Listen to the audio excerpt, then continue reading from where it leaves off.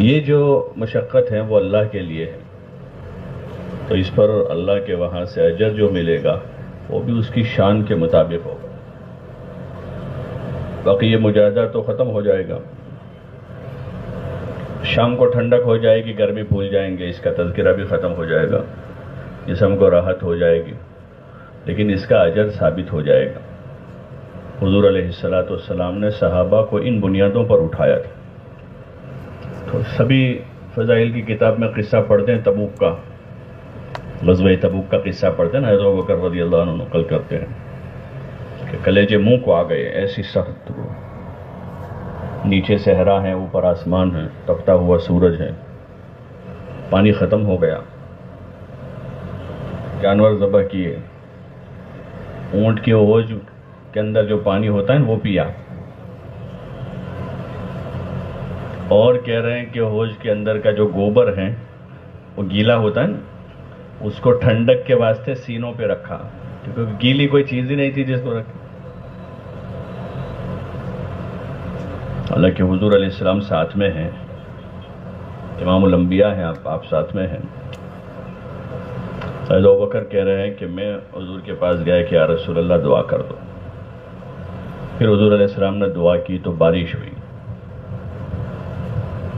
تو سب نہائے دھوئے، پانی پیا، اور جو ان کے پاس برتن تھے وہ بھرے،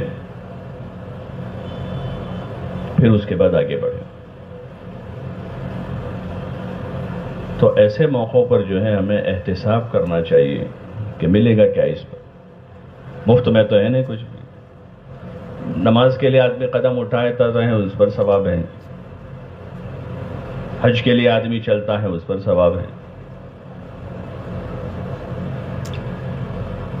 دین کے لیے جو قدم اٹھتے ہیں جس میں مقصود دین ہے، اللہ کی رضا ہے، تو اس پر اجر ہے، ثواب ہے۔ اس لیے اس کا جب احتساب ہوگا تو پھر یہ مجاہدہ کم لگے گا۔ جو سردی، گرمی، بارش یا طبیعت کے خلاف اور کوئی چیز ہے تو اس پر افسوس نہیں ہوگا، بلکہ ایک طرح سے دل میں اطمینان ہوگا کہ جو کچھ ہوا اللہ کے لیے ہوا۔ کس کے لیے ہوا ہے؟ اللہ کے لیے ہوا۔ اور مزید پوری زندگی ہماری جو ہے جہد مسلسل ہے، زندگی جہد مسلسل ہے، بیٹھنا نہیں، اللہ کی عبادت اطاعت کے خاطر اپنے آپ کو تیار رکھنا، سردی ہو، گرمی ہو، بارش ہو، فراخی ہو، تنگی ہو، صحت ہو، بیماری ہو، جوانی ہو، بڑھاپا ہو، حالات سازگار ہو یا حالات ناسازگار ہو، اللہ کی طرف سے ملی ہوئی ذمہ داریوں پر قائم رہنا ہر حال میں۔ گرمی کے موسم میں ظہر کی نماز کے لیے جاتے ہیں تو گرمی ہوتی ہو تو شام عشاء تک ہوتی ہے، تو مسجد میں بھی وہی آدمی ٹھہرے گا جس کو ثواب کی امید ہوگی، وہ سردی گرمی برداشت کرے گا، ورنہ وہاں بھی آدمی کھڑکی دیکھے گا، پنکھا دیکھے گا، کولر دیکھے گا، صف نہیں دیکھے گا کون سے نمبر کی ہے، حالانکہ ثواب کھڑکی کے پاس ہے۔ بولو بھائی، ثواب کولر کے پاس ملے گا، ثواب کہاں ہے؟ پہلی صف میں ہے۔ تو اگر مجاہدے کا عادی ہے تو آدمی پہلی صف میں مجاہدے سے نماز پڑھے گا، گرمی لگے گی تو گرمی جھیل کر پڑے گا۔ حضور علیہ السلام کی مسجد کا تذکرہ تو سنا ہے، بہت زیادہ ہائٹ نہیں تھی اس کی، اور کھجوروں کے چھپر کی چھت تھی، بارش کے موسم میں ٹپکتی تھی، بارش میں ٹپکتی تھی، اور نیچے صفحہ نہیں تھی۔ اس زمانے کا عام رواج تھا، ابھی بھی افریقہ کے بعض ممالک میں ہے، صف نہیں بچھا ہوا، کچھ نہیں ہوتا، کنکر ہوتے ہیں نا، ریت کے جو کنکر ہوتے اندر، ایسے کنکریاں بچھا دیتے اس پر، کیونکہ وہ صاف رہتی ہے نا، مٹی کے مقابلے میں کنکری صاف ہوتی، وہ بچھا دیتے ہیں اور اس پر نماز ہوتی تھی۔ اور گرمی میں گرمی بھی ہوتی ہے، سردیوں میں ٹھنڈک بھی ہوتی ہے، بارش میں پانی برستا ہے۔ لیکن ان کے سامنے فضیلتیں تھیں. کیا تھا؟ فضیلتیں. ایک صحابی جن کا مسجد سے دور مکان تھا، روز آتے تھے وہ، ظہر میں بھی، عصر میں بھی، مغرب میں، عشاء میں، فجر میں. تو کسی نے ان کو کہا کہ آپ ایک گدھا خرید لو نا. گدھا تو اس زمانے کی بائک تھی، وہ بائک ہوتے ہیں نا آج کل، گدھا، گھوڑا، خچر اور اونٹ، یہی سواریاں تھیں. والخیل والبغال والحمیر لترکبوها وزینہ. تو ان کو مشورہ دیا کہ تم اتنی سخت دھوپ میں آتے ہو اور رات کے اندھیرے میں آتے ہو، تو ایک خچر گدھا خرید لو. تو انہوں نے کہا نہیں، میرے آنے جانے کے جو قدم ہیں اس پر مجھے اجر مل رہا. حدیث میں آتا ہے جو آدمی گھر سے وضو کر کے مسجد کی طرف نماز کے لیے چلے تو اس کے ہر قدم پر ایک گناہ معاف ہوتا ہے اور ایک نیکی ملتی ہے. تو انہوں نے کہا کہ میں ہرگز نہیں خریدوں گا، پیدل جاؤں گا. کیونکہ ثواب کے امیدوار تھے وہ. کیسے امیدوار تھے؟ کہ ہم کو ثواب چاہیے، اجر چاہیے، دنیا میں برکتیں چاہیے جو اعمال کے ساتھ وابستہ ہے، اور آخرت میں ثواب اور اجر چاہیے جس کا اللہ نے وعدہ کیا ہے. حضور علیہ السلام نے بھی ہر عمل پر اجر ثواب بتایا. اچھی طرح وضو کرنے پر اجر بتایا کہ جو اچھی طرح وضو کرے. گرمیوں میں بعض مرتبہ پانی گرم ہوتا ہے گرمی کی وجہ سے، اور سردیوں میں پانی ٹھنڈا ہوتا ہے، تو ٹھنڈک مانے ہوتی ہے کہ آدمی اچھے سے وضو نہیں کرتا ہے، جلدی جلدی. تو ایسے میں کہا کہ اسباغ وضو کرے، اچھا وضو کرے، اچھی نماز پڑھے. رمضان گرمیوں میں آتا ہے، ابھی وہی چل رہا ہے اخیر اب گرمیوں کا رمضان ہے. تو وہ گرمیوں میں رمضان میں روزے رکھ کے آدمی اللہ کے لیے، تو ساری عبادتوں میں مشقت ہے. حج میں بھی مشقت ہے، حج میں بھی کہ وہاں مینا کے میدان میں، عرفات میں، مزدلفہ میں، اتنے بڑے ہجوم میں، اور گرمی ہے، خیموں میں آدمی. تو یہ مجاہدے کی صفت اگر بنی ہوئی ہے تو حج بھی آسان ہے، نماز بھی آسان ہے، روزہ بھی آسان. اور مجاہدوں سے گھبرا گئے تو نماز بھی نہیں پڑھ سکیں گے مسجد جا کر. بہت سارے ایسے لوگ ملیں گے آپ کو جو گھر میں پڑھ لیتے ہیں. ذرا دھوپ زیادہ لگی ہے یا ذرا سردی لگ رہی ہے، ذرا سی بارش ہو گئی تو عبادتوں کی بھی جان نکل جائے گی اگر مجاہدے کی صفت نہ رہی. صرف اتنا نہیں کہ بھائی تبلیغ والے بہت مجاہدہ کرواتے ہیں، گرمی کے موسم میں جوڑ رکھ دیا ہے یہاں. یہ صفت تو محمود ہے اس امت کے لیے، جو ہر عبادت کے لیے بھی مفید ہے. اور پھر اعلاء کلمت اللہ کے خاطر، اللہ کے کلمے کو دنیا میں بلند کرنے کے خاطر جو سفر نفر ہے، جس کی ہم لوگ مشق کر رہے ہیں ابھی. تو 4 مہینے بیرون اندرون، یہ تو ایک مشق ہے، ایک ابتدا اور شروعات ہے. مولانا الیاس صاحب رحمۃ اللہ علیہ فرماتے تھے کہ 4 مہینے ہمارے کام کی پہلی سیڑھی ہے.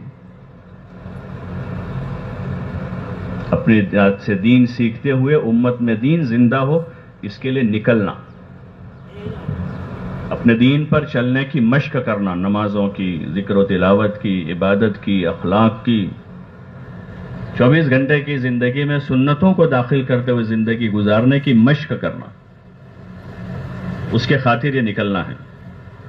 اور دوسروں میں بھی وہ داعیہ اور جذبہ پیدا ہو، اس کے خاطر ان کو بھی نکلنے کی ترغیب دینا ہے. وہ بھی مجاہدہ چاہتا ہے. ہاں، یہ امت جب تک مجاہدے کے ساتھ تھی تو یہ امت دنیا میں سرفراز تھی، کامیاب تھی. جب تک بھی یہ تھی مجاہدے کی صفت کے ساتھ تھی. تو صحابہ کی جماعتیں دنیا میں سفر کر رہی تھی، حجاز سے نکل کر وہ حجاز کے مختلف علاقوں میں، اور پھر وہاں سے آگے بڑھتے بڑھتے بڑھتے بڑھتے بڑھتے پوری دنیا میں گئے سفر کرتے ہوئے. اور پوری دنیا میں جا کر انہوں نے اللہ کے کلمے کو بلند کیا. پوری انسانیت کے ساتھ ہمدردی کی، خیرخواہی کی، انسانوں کو جینے کا طریقہ سکھایا.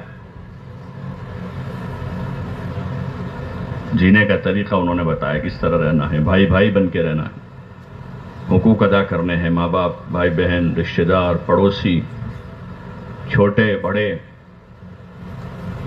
ایک مبارک زندگی لے کر وہ دنیا میں گئے۔ تو جب تک امت اس صفت کے ساتھ تھی، دین کے خاطر، اللہ کے خاطر وہ کھڑی تھی، تو وہاں تک یہ امت سرفراز تھی، کامیاب تھی، سربلند تھی۔ اور جب دھیرے دھیرے یہ مجاہدے کی صفت ختم ہوئی، لوگ عیش و عشرت میں پڑ گئے، مال دولت آ گیا، فراوانی ہو گئی، مکانات ہو گئے بڑے بڑے، اور اس میں عیش و عشرت کا سامان آ گیا،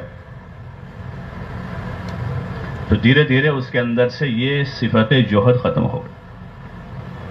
مجاہدے کی صفت، دھوپ برداشت کرنا، سردی برداشت کرنا، اور بارش برداشت کرنا، ایسے مختلف قسم کی ناگواریوں کو جھیلنا اللہ کے لیے، جب یہ صفت امت میں سے ختم ہوئی تو پھر چاہے آج دیکھیں امت کے پاس مال ہے، پیسہ ہے، حکومتیں ہیں، لیکن دین کی حقیقت نہیں ہے۔ دین کی حقیقت کہ اپنی نیند قربان کر کے فجر میں آنے کی طاقت نہیں ہے۔ بہت سارے 4 وقت کے نمازی ملیں گے، آپ 4 وقت پڑھتے، لیکن فجر میں اتنی طاقت نہیں ہے، اتنا قربانی دینے کا داعیہ نہیں ہے کہ وہ نیند قربان کر کے مسجد آ جائے، یا سردیوں میں سردی برداشت کرنے کا داعیہ نہیں ہے اندر۔ بہت سے لوگ ایسے ملیں گے جو روزہ موسم کی وجہ سے چھوڑ دیں، یہ بہت گرمی کہ وہ طاقت اندر سے جب نکلی تو فرائض پر قائم رہنا مشکل ہو گیا۔ دین کے جو اعمال ہیں وہ مجاہدے کے ساتھ، اسی لیے اللہ تعالیٰ نے روزوں کو کسی ایک مہینے کے ساتھ مختص نہیں کر دیا موسم کے حساب سے۔ کبھی رمضان گرمی میں ہے، کبھی بارش میں ہے، کبھی سردیوں میں ہے۔ حج کبھی گرمی میں آتا ہے، کبھی بارش میں ہے، کبھی سردیوں میں ہوگا۔ نمازوں کے اوقات میں دیکھیں کہ گرمیوں میں دوپہر میں کیسی سخت دھوپ ہے، لیکن ظہر کا وقت تبدیل کیا۔ بولو نا کہ گرمی آئی ہے تو چلو ظہر کو عصر کے ساتھ پڑھ لیں گے، اور سردیوں میں جو ہے فجر میں بڑی مشکل رہتی ہے تو عشاء کے ساتھ فجر پڑھ لیں، بلکہ اس کے اوقات کی تعیین کر کے فرمایا ان الصلاۃ کانت علی المؤمنین کتابا موقوتا، کہ نماز مومنین پر وقت متعین کے ساتھ فرض کی گئی۔ روزوں کو موسم کے ساتھ نہیں جوڑا، ہر موسم میں رمضان آتا ہے، کبھی تو سردیوں میں 12 ہی گھنٹے ہیں، اور کبھی گرمیوں میں 2 گھنٹے 3 گھنٹے اور بڑھ جاتے ہیں۔ تو یہ ساری چیزیں جو ہے وہ یہ چیز اس صفت کے ساتھ ہے۔ ہاں، جب تک یہ امت اس صفت کے ساتھ تھی، سربلند تھی، عزت کے ساتھ تھی دنیا میں۔ شمشیر و سنا اول کی اس صفت کے ساتھ تھی، وہ مجاہدے کے ساتھ تھی اللہ کے نام پر۔ طاؤس و ربا آخر، اور جب وہ طاؤس و ربا میں پڑ گئی، عیش و عشرت میں پڑ گئی، کھانے پینے میں، آرام راحت کے نقشوں میں، تو پھر وہ زوال پذیر ہو گئی۔ تو اس محنت سے تو دوبارہ وہ صفت کو اجاگر کرنا ہے اپنے اندر، اور پھر امت کو دعوت دینی ہے ایمان کی، اعمال کی، اخلاق کی، آخرت کی، اور اللہ کے نام پر جان و مال لگانے کی، کہ دوبارہ امت اس سطح پر پہنچ جاوے۔ مولانا الیاس صاحب رحمۃ اللہ علیہ سے کسی نے پوچھا کہ آپ کیا چاہتے ہیں اس سے؟ تو ایک موقع پر یہی فرمایا کہ میں چاہتا ہوں کہ امت دوبارہ اس سطح پر آ جاوے جس سطح پر امت کو حضور علیہ السلام چھوڑ کر گئے، کہ وہ قربانی کی اعلیٰ سطح پر چھوڑ کے گئے تھے، 5 وقت کے نمازی چھوڑ کر گئے تھے، اور امت کو بااخلاق چھوڑ کر گئے تھے، ایثار و ہمدردی کے جذبے پر تھی امت، اپنے آخرت کی فکر کے ساتھ تھی امت، اس سطح پر چھوڑ کے گئے تھے۔ ایمان، اعمال، اور معاشرت کے حسن معاشرت پر چھوڑ کے گئے، ایک اچھی پاکیزہ معاشرت پر امت کو چھوڑ کے گئے. تو دوبارہ زندگی کے ان تمام شعبوں میں وہ کیفیات وجود میں آ جائیں. جہاں وہ تھے وہاں ہم نہیں جا سکیں گے، وہ بڑے اوپر کے درجے پر تھے، لیکن ہم کو انہی کی نقل اتارنے کو کہاں ہے؟ کس کی نقل کرنے کو کہا؟ حضور علیہ الصلوۃ والسلام کی اور صحابہ کی، کہ ان کی نقل اتارے ایمان میں، نماز میں، علم میں. انہی کے پاس سے علم ہمارے پاس آیا ہی، اخلاق میں اور کیفیات میں ان کی نقل اتاریں گے. وہ بہت اوپر تھے، بڑے اونچے درجے پر تھے، لیکن ان کی نقل کرتے کرتے کرتے کرتے بھی اگر ہم دنیا سے گئے تو اللہ کی ذات سے امید ہے کہ اللہ تعالیٰ قیامت کے دن ہمیں ان کے ساتھ کھڑا کر دے گا. اس کی دعا مانگی ہے کہ قیامت کے دن ان کے ساتھ حشر ہو جائے. یہ اندر کا ہمارا داعیہ اور جذبہ. جب یہ ہوگا تو پھر کسی بھی قسم کی قربانی جو ہے وہ ہم کو جسم پر مشقت تو ہوگی. ایسے ابھی میں نے عرض کیا کہ مزدور اس وقت مزدوری کر رہا ہے تو اس کے جسم کو مشقت تو ہو رہی ہے، پسینہ نکل رہا ہے، لیکن اس کو شام کو 700-800 روپے کی امید ہے، اس لیے کام پورا کرنے میں لگا ہوا. کھیت میں جو مزدور کام کر رہے ہیں ان کو شام کو امید ہے 500 روپے ملنے کی، اس لیے وہ لگا ہوا ہے کام. بسوں میں، ٹرینوں میں سفر کر رہے اس وقت جو لوگ ہیں ان کو بھی گرمی لگ رہی ہے، پسینہ ان کو بھی آ رہا ہے، لیکن وہ جن کاموں کے لیے نکلے ہیں، جو ان کے مقاصد و اہداف ہیں، وہ پورے ہوتے ہوئے نظر آتے ہیں ان کے سفروں سے، تو وہ سفر کر رہے ہیں. جب ہمارے مقاصد و اہداف پورے ہوتے ہوئے نظر آئیں گے تو ہم پیچھے ہٹ نہیں کریں گے کہ ہمارے مقاصد اہداف کیا ہیں. ہمارے مقاصد اور ہمارے اہداف جو ہیں وہ اپنی ذات سے مکمل دین پر عمل کرنا، یہ ہمارا مقصد ہے اس دنیا میں، اور امت بھی اس سطح سے دین پر عمل کرنے والی بن جاوے، وہ ہمارا ہدف ہے. تو پھر اس کا بدلہ اللہ تعالیٰ دے گا. دنیا میں ایمان کی تکمیل پر ایمان والوں کے لیے سربلندی کا وعدہ ہے. ایمان والے سربلند ہوں گے، چاہے ان کے پاس دنیا کے کوئی اسباب نہیں ہوں گے، سربلند وہی ہوں گے. آج کے زمانے میں بھی اس کی نظیریں ملے گی آپ کو دنیا میں کہ وہ سربلند ہوں گے جن کے پاس ظاہری اور مادی وسائل نہیں تھے. اور پیچھے تاریخ میں جائیں گے تو جس زمانے میں بھی ہم دیکھیں گے، پیچھے اور جائیں گے حضور علیہ الصلوۃ والسلام سے پیچھے بھی، تو نبیوں کے واقعات اللہ تعالیٰ نے کلام پاک میں بیان کیے کہ نبی علیہ السلام اور ان کے ساتھ ان کے چند ماننے والے ہیں. نوح علیہ السلام کے ساتھ تھوڑے سے لوگ تھے، لوط علیہ السلام کے ساتھ چند لوگ ہیں، اور جتنے پیغمبر گزرے ہیں ان کے ماننے والوں میں کم لوگ تھے ماننے والے. اکثریت ان کی نافرمانوں کی تھی، ناشکروں کی تھی، کہ اللہ نے ان چند لوگوں کو کامیاب کر دیا. کیوں؟ کہ انہوں نے اپنا دین بنایا، اپنا ایمان بنایا، اللہ سے تعلق پیدا کیا اور حکموں کو پورا کیا. ناکامی اور کامیابی کا تعلق وہ حکموں کے پورا کرنے نہ کرنے سے، کہ زندگیوں میں حکم کتنے پورے ہو رہے ہیں، نمازیں کتنی ادا ہو رہی ہے، روزوں کا کیا حال ہے، زکوٰۃ کا اللہ نے حکم دیا ہے مال والوں کو، تو ان کی زکوٰۃ کتنی ادا ہو رہی ہے، کہاں جا رہی ہے، حکم پورے ہو رہے ہیں. تو اب کوئی گھبرانے کی بات نہیں ہے، ڈرنے کی بات نہیں ہے. اب سربلندی ہمارے ہی سر پر ہوگی، کیونکہ سربلندی کے اسباب اختیار کیے ہیں، ایمان اور اعمال. نہ ڈرنے کی ضرورت ہے، نہ خوف کھانے کی ضرورت ہے کہ کوئی ہمارا بال بیکا نہیں کر سکتا اگر ہم دین پر ثابت قدم. دین ہمارا محافظ ہے، وہ سب سے بڑی گارنٹی دین ہے. گارنٹی ہوتی ہے دنیا میں حفاظت کے، وہ ہم تمہاری حفاظت کریں گے، فلاں جگہ سے تم کو انصاف مل جائے گا، فلاں پارٹی جو ہے وہ مسلمانوں کی ہمدرد ہے. ہوتے ہیں نا ایسی باتیں.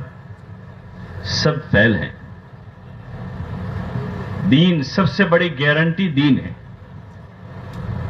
سب سے بڑی گارنٹی کہ جو آدمی دین پر ثابت قدم ہوا وہ اللہ کی حفاظت میں آ گیا، وہ اللہ کی حفاظت میں ہے دین کی وجہ سے،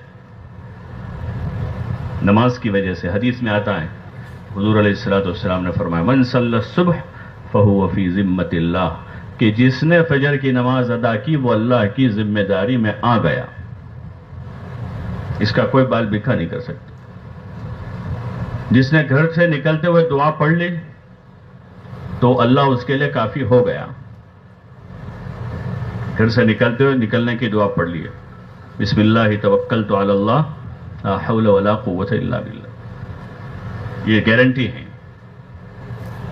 جس نے صبح شام پڑھ لیا بسم اللہ الذی لا یضر مع اسمہ شیئا فی الارض ولا فی السماء وہو السمیع العلیم، محفوظ ہو گیا. کہ 3 مرتبہ صبح پڑھ لے شام تک، شام کو پڑھ لے صبح تک،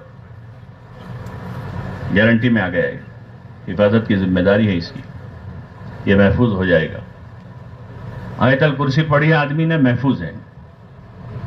یہ اسباب ہے ہمارے حفاظت کے، برکت کے، عزت کے، ایمان اور اعمال. یہ محنت سے یہی چاہا جا رہا ہے کہ امت اپنا ایمان بناوے. اس لیے ہر آدمی ایمان بناتے ہوئے دوسروں کو ایمان بنانے کی محنت پر تیار کریں. ہر ایک اپنا ایمان بناتے ہوئے دوسروں کو تیار کریں، دعوت دیں. شوہر بیوی کو دعوت دیں، باپ بچوں کو دعوت دیں اس کی ایمان بنانے کی. کھانے کی دعوت دیتے نا تو آجا بیٹا کھا لو، کرنے یہ بھی نہیں، ارے آجا نہیں، پھر کہتا ہے ارے بیٹا کھا لو. اس کو بٹھاتا ہے، کھلاتا ہے، پلاتا ہے، پہناتا ہے. ایسے ضروریات زندگی سے متعلق جو چیزیں اس کی ایک دوسروں کو دعوت دیتے، ایک دوسروں کو اس سے دعوت، اس کی بھی دعوت، ایمان بنانے کی، اعمال بنانے کی، آخرت کی دعوت. نبیوں کی دعوت میں توحید ہے، رسالت ہے، آخرت ہے، کہ آخرت سمجھائی پھر نبیوں نے.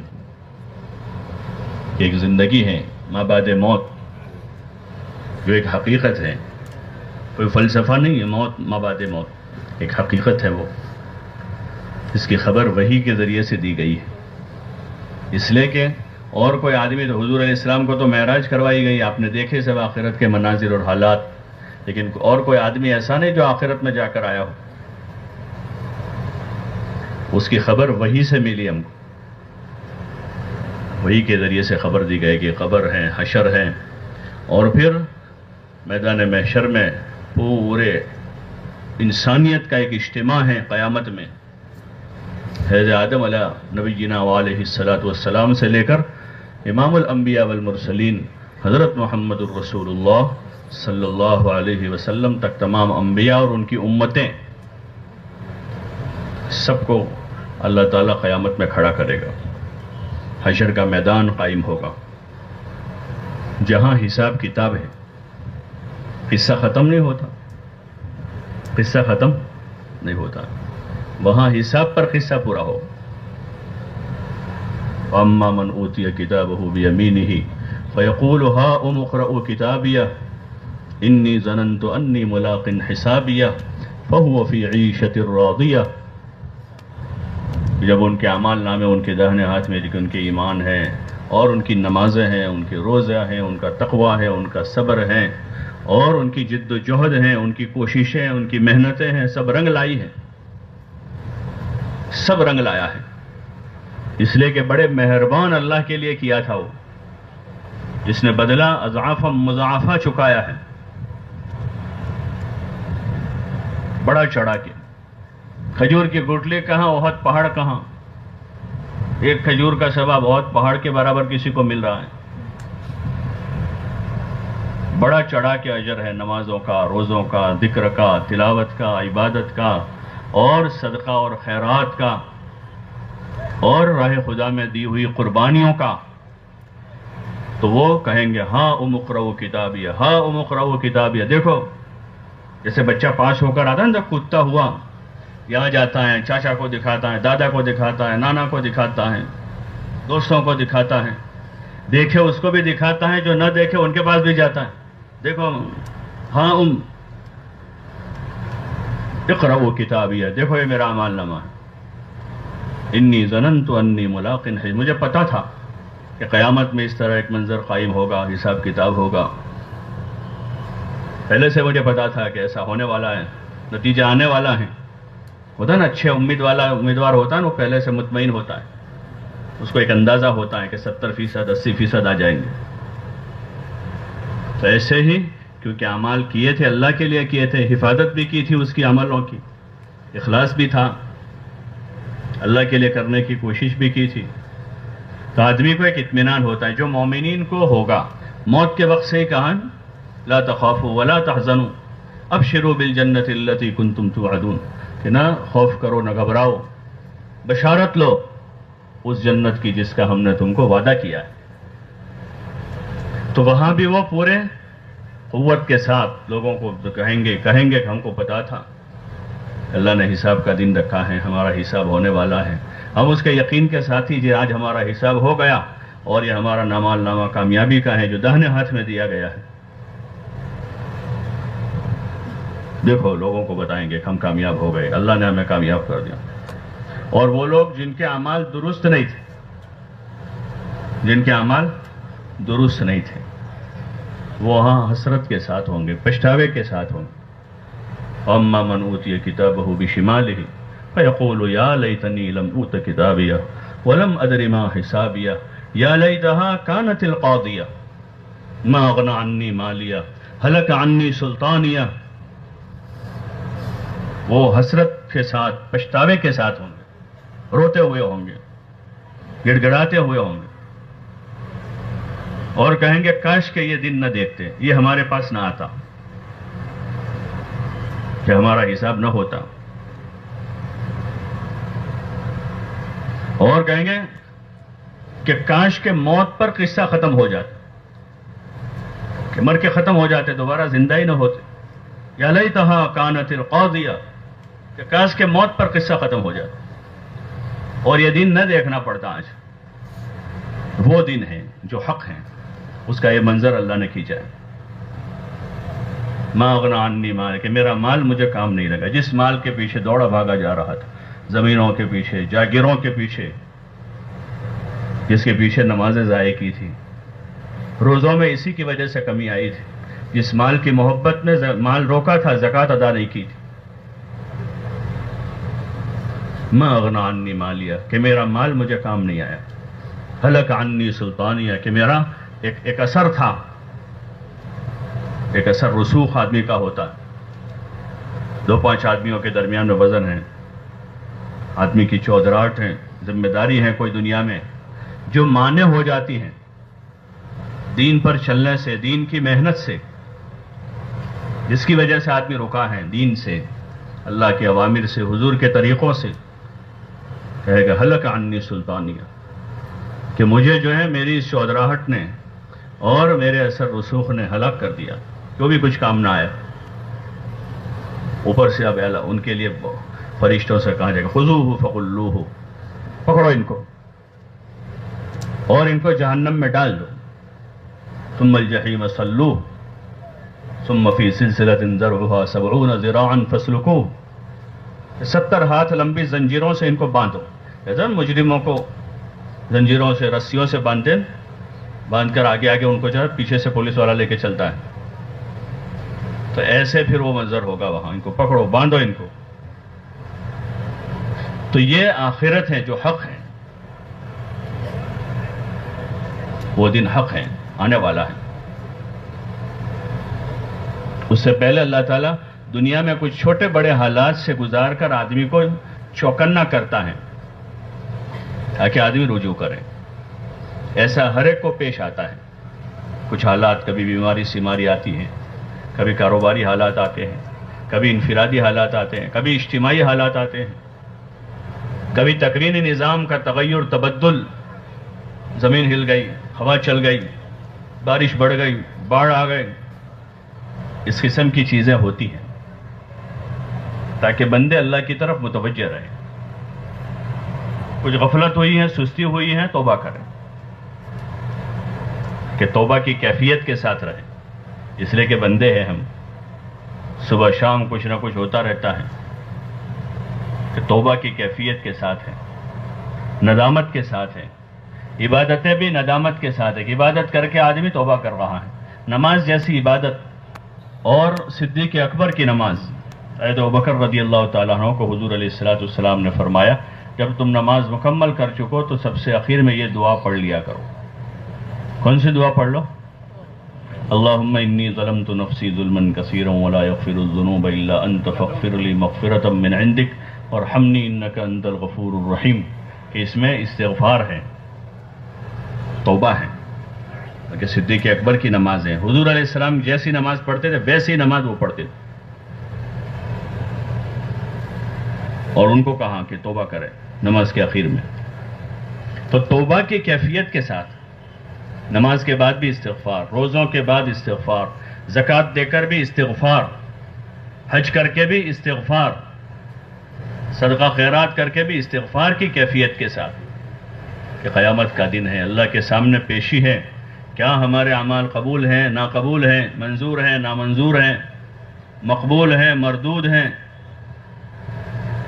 ایک ڈر کی کیفیت کیسے، ایک طرف امید و رجا اللہ کی رحمت سے، اس کی مہربانیوں سے، لیکن وہ ایسی امید نہ ہو جو ہمیں غافل کر دیں اور ہم کو قناعت میں مبتلا کر دیں کہ بھئی اللہ بڑا مہربان ہے، بڑا غفور الرحیم ہے، وہ تو ذرہ نواز ہیں، اس کو کہاں اتنے زیادہ کی ضرورت ہے۔ تو یہ ایک قسم کی قناعت ہے، اور ایک ڈر کی کیفیت کیسی، بس اللہ قبول کر لے، اور اجر کی امید پر کہ ہماری آخرت اچھی سے اچھی ہو جائے۔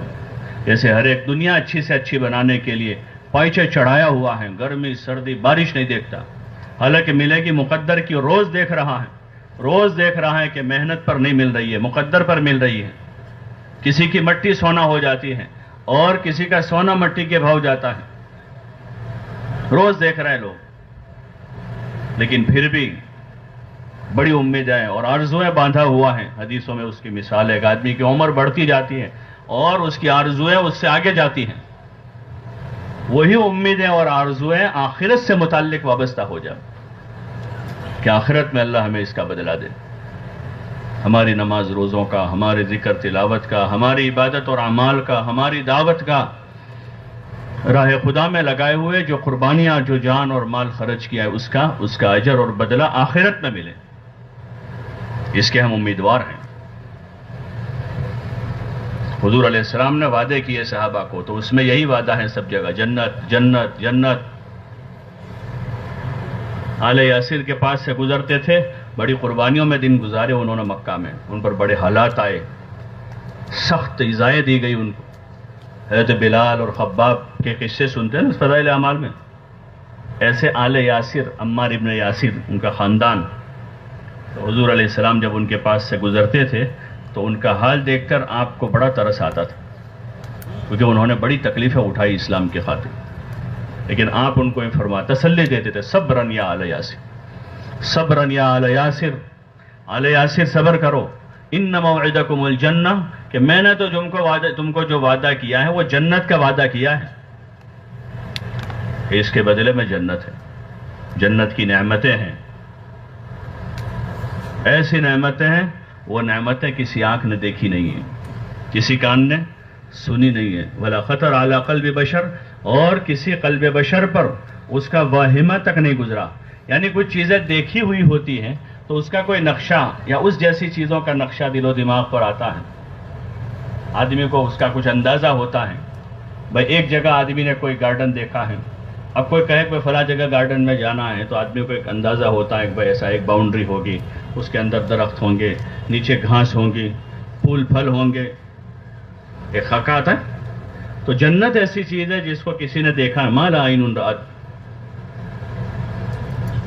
اللہ نے مومنین کے لیے وہ چیزیں تیار کر رکھی ہیں، ما لا عین، کہ کسی نے دیکھا نہیں اس کو، ولا اذن سمعت، کہ کسی کانوں نے اس کو سنا نہیں ہے، اس کی حقیقت کو، ولا خطر علی قلب بشر، کہ کسی قلب بشر پر اس کا واہمہ تک نہیں گزرا۔ وہ نعمتیں ہیں وہاں جو حق ہیں، سچ ہیں۔ حضور نے اس طرف اس امت کو متوجہ کیا ہے کئی بار حدیثوں میں ملے گا کہ آپ نے رخ جہاں دنیا کی طرف جاتے ہوئے دیکھا آخرت کی طرف موڑ دیا، چیزوں کی طرف، دنیا کی مال و متاع کی طرف، تو فوراً رخ آخرت کی طرف موڑا۔ اور اللہ تعالیٰ نے بھی بار بار تذکرہ کیا اس کا، ایک بار نہیں کئی بار تذکرہ ہے جنت کا، کئی بار تذکرہ ہے۔ وعدت للمتقین، کہ متقیوں کے لیے تیار کی گئی ہے۔ ان للمتقین مفازا، کہ متقیوں کے لیے یہ کامیابی کی جگہ ہے۔ حدائق متقیوں کے لیے ہے۔ ان الذین آمنوا وعملوا الصالحات کانت لهم جنات الفردوس نزلا، کہ ایمان والوں کے لیے اور عمل والوں کے لیے ہے فردوس، جو اللہ کا مہمان خانہ ہے جس میں ان کو اتارا جائے گا۔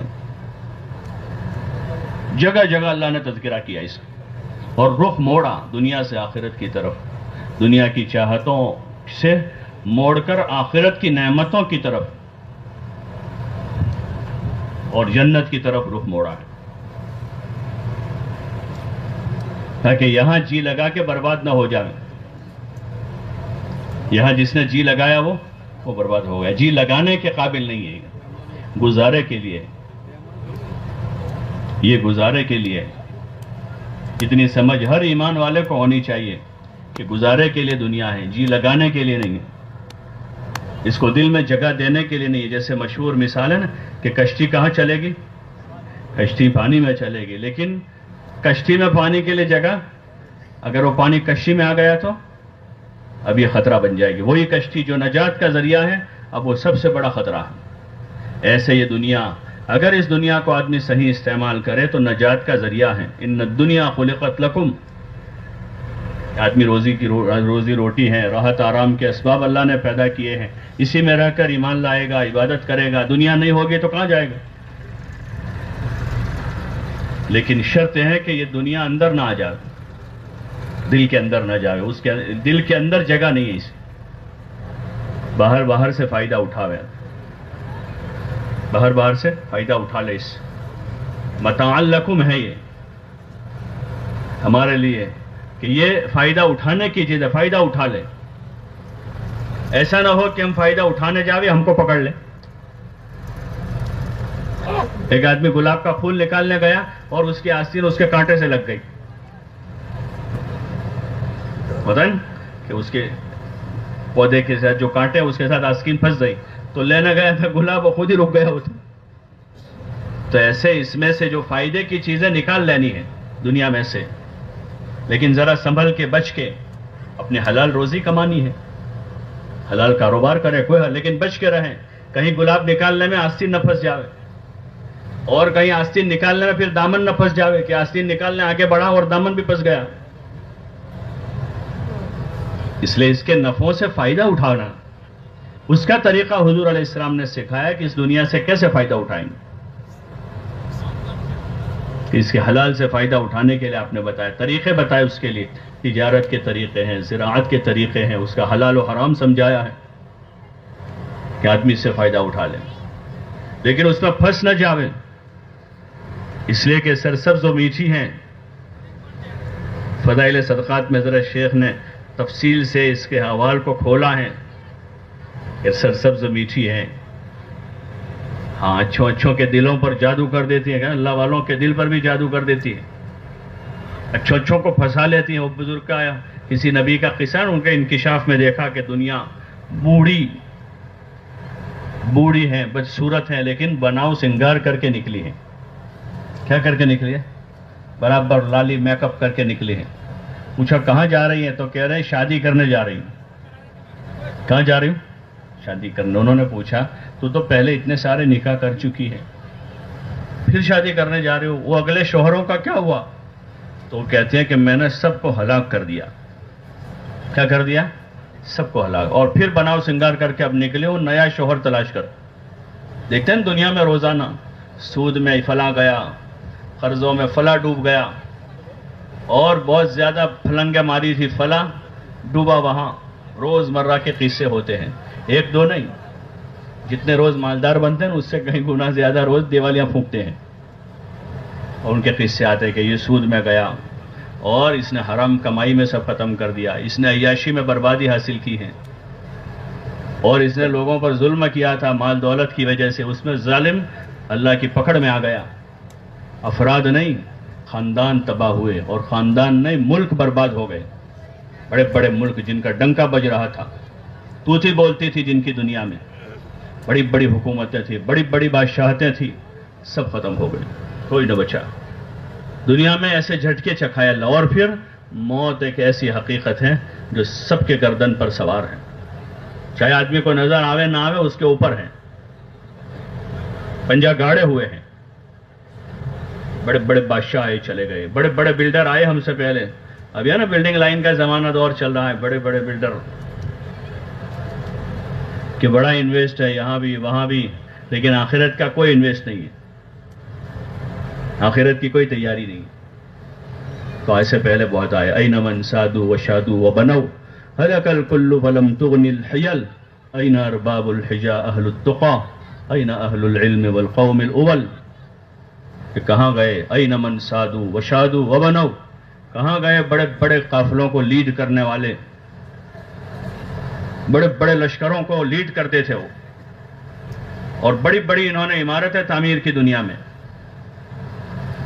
بڑے محل بنائے، بنگلے بنائے اور قلعے تعمیر کیے، شہر کے شہر آباد کیے انہوں نے، بڑے بڑے شہر آباد کیے انہوں نے. این من سادو و شادو و بنو ہلک الکل ولم تغن الحیل، کہ سب کے سب ہلاک ہو گئے. انہوں نے بڑی تدبیریں کی زندہ رہنے کی، بڑے بڑے حکیموں سے نسخے لکھوائے اور بڑی خوراک کھائی انہوں نے. کہاں کہاں سے ان کا پانی آتا تھا، کہاں سے ان کا کھانا آتا تھا، اور کہاں سے ان کے لیے خوراک آیا کرتی تھی. انہوں نے بڑی تدبیریں کی کہ زندہ رہے، لیکن موت نے سب کا سر دبوچ لیا، سب دنیا سے چلے گئے. ان کے ہیلے، ان کی تدبیریں ان کو کام نہیں لگی. این ارباب الحجا اہل التقا، کہاں گئے عقل والے، بڑے دماغ تھے ان کے پاس، انہوں نے بڑی بڑی ایجاد کی، زمین آسمان کے قلابے ملا دیے، سورج کی شعاؤں کو گرفتار کر لائے، اور بڑے بڑے کارنامے انہوں نے کیے. اور بہت سارے تقوی والے بھی تھے، ایسا نہیں تھا صرف ایسے ہی تھے، بڑے بڑے متقی پرہیزگار اللہ والے، بڑے بڑے اولیاء، کہاں گئے سب؟ سب دنیا سے چلے گئے. اس لیے عقل مندی کی بات یہ ہے کہ آدمی اس دھیان کے ساتھ، وہاں کی تیاری کے ساتھ کہ وہاں ہمارا کیا ہے، ہمارا وہاں کیا ہے. یہاں لوگ کہتے ہیں کہ ہماری مارکیٹ میں دکان ہے، محلے میں گھر ہیں، فلاں جگہ زمین ہے، یہ 4 ویلر ہے، یہ 2 ویلر ہے، بچہ MBBS کر رہا ہے، ایک بچہ امریکہ میں ہے، ایک انگلینڈ میں ہے، یہ ہمارا.